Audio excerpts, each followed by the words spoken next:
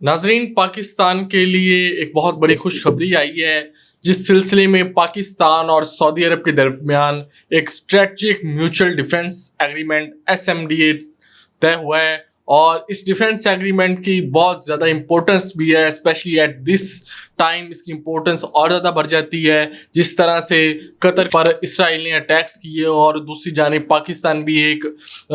India के साथ front से होकर गुजरा है। नाज़रीन, इस जो एग्रीमेंट का है वो एक्चुअली मतलब यही बताया जा रहा है कि अगर कोई सऊदी अरब पर हमला करेगा, कोई भी कंट्री करता है, इसराइल करता है या फिर कोई और कंट्री सऊदी अरब पर हमला करता है, तो वो हमला पाकिस्तान की सॉवरेनिटी पर तस्वुर किया जाएगा। पाकिस्तान की मिलिट्री, पाकिस्तान की एयरफोर्स, पाकिस्तान के ट्रूप्स उस जो हमले का जवाब देने का हक रखते हैं, उस हमले के लिए मुकम्मल तौर पर सऊदी अरब के साथ खड़े होंगे। और इसी तरह ही अगर कोई पाकिस्तान पर हमला करता है, भारत पाकिस्तान पर हमला करता है या कोई और मुल्क पाकिस्तान पर हमला करने की कोशिश करता है, तो ये हमला सऊदी अरब की सॉवरेनिटी पर हमला तस्वुर किया जाएगा और सऊदी अरब मिलिट्री और डिप्लोमेटिकली तमाम सतह पर पाकिस्तान के साथ खड़ा होगा। ये बहुत बड़ी डेवलपमेंट हुई है, जिसकी वजह से पाकिस्तान को इस वक्त पूरी दुनिया में लाइमलाइट भी मिली हुई है और इसकी इम्पोर्टेंस बहुत ज़्यादा है।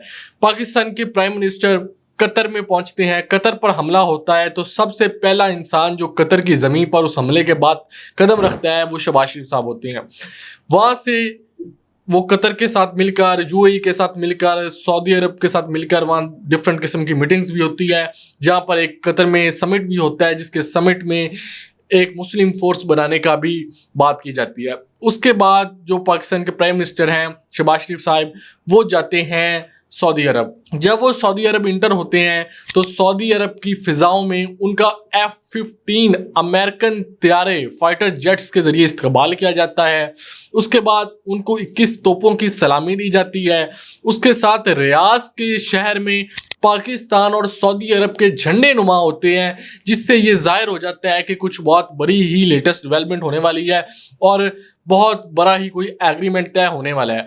और उसके बाद एक एग्रीमेंट तय होता है जिसके ऊपर दोनों वज़ीर-ए-आज़म शहबाज शरीफ भी और सऊदी वली अहद शहज़ादा मोहम्मद बिन सलमान भी मौजूद होते हैं। इसके साथ साथ पाकिस्तान की जानिब से इसहाक डार साहब भी होते हैं, औरंगज़ेब फाइनेंस मिनिस्टर साहब भी होते हैं और अता तारर साहब भी होते हैं और फील्ड मार्शल आसिम मुनीर साहब भी होते हैं। और इस जो एग्रीमेंट किया जाता है इसको फिर पब्लिश किया जाता है। अब इसके मज़ीद क्लैरिटी आना बाकी है, मज़ीद खदोखाल सामने आएंगे, क्योंकि जो सऊदी अरब का एक गवर्नमेंट का और पॉलिसी का स्ट्रक्चर है कि वो ज़्यादातर चीज़ें ओपन नहीं करते, क्लोज ही चीज़ों को रहने देते हैं। लेकिन अभी तक की जो इतलात आई हैं उसके मुताबिक ये एक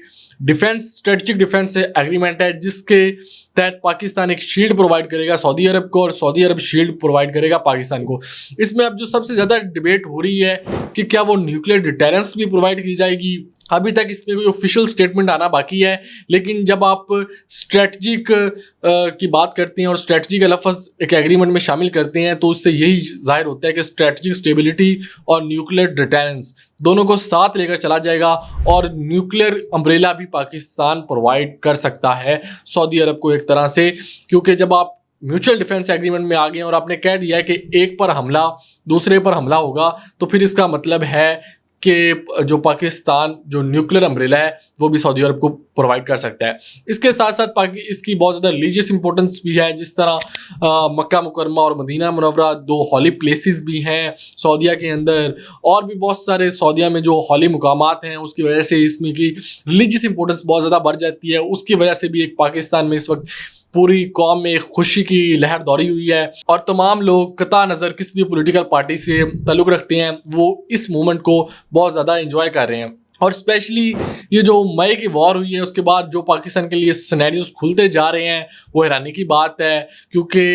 इंटरनेशनल लाइमलाइट में आने के लिए आपकी इकॉनमी मजबूत हो, आप पॉलिटिकल स्टेबल हो, आप बहुत बड़ा बिजनेस कर रहे हो, आपके पास कोई रिजर्व्स बहुत ज़्यादा हो, तो ही आप लाइमलाइट में आ सकते हैं। लेकिन पाकिस्तान में अनफॉर्चुनेटली इकॉनमी भी इतनी बेहतर नहीं है, पॉलिटिकल सिचुएशंस भी कोई इतनी ख़ास नहीं है। लेकिन इसके बावजूद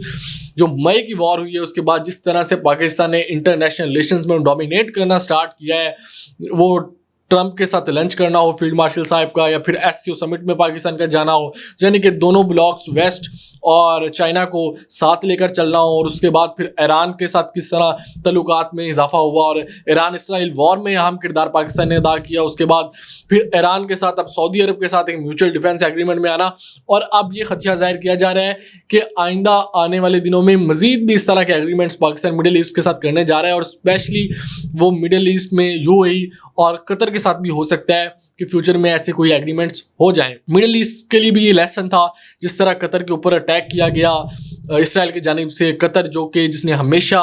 जो बात की है वो अमन की बात की है, हमेशा डिप्लोमेसी की बात की है, चाहे वो इसराइल ईरान वॉर हो, चाहे गज़ा का सीज़ फायर करवाना हो, चाहे और भी जितने भी प्रॉब्लम्स हो, तो कतर ने हमेशा स्टैंड लिया है पीस के साथ और डिप्लोमेसी के साथ। लेकिन इसके बावजूद, अमेरिका का इतना बड़ा एलाय होने के बावजूद भी जिस तरह कतर की सॉवरेनिटी को ब्रीच किया गया, तो ये एक लम्हा फिक्रिया था पूरे मिडिल ईस्ट के कंट्रीज़ के लिए, जो बहुत ज़्यादा इंहिसार करते हैं अमेरिका पर। तो लिहाजा अब जो ये मिडिल ईस्ट के कंट्रीज़ हैं और अरब कंट्रीज़ हैं, अब उनको ये बात समझ आ गई है, चाहे देर से समझ आई है लेकिन समझ आ गई है